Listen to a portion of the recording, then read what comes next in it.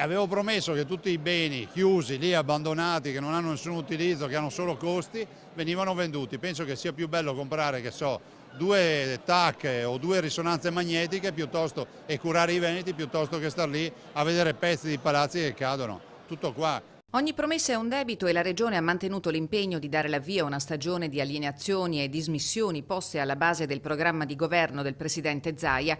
La procedura per la cessione del cosiddetto Palazzetto Balbi, già sede del Genio Civile a Venezia, si è conclusa in questi giorni e l'operazione è frutto di una significativa e efficace sinergia con l'Agenzia Statale del Demanio, comproprietaria di una quota del 12% del cespite.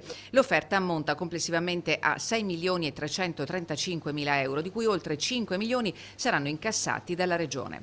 La Regione sta dando così attuazione al programma di dismissione degli immobili di proprietà regionale nel rispetto delle procedure previste dalla legge 7 del 2011, integrate e aggiornate con la legge regionale numero 30 del 30 dicembre scorso.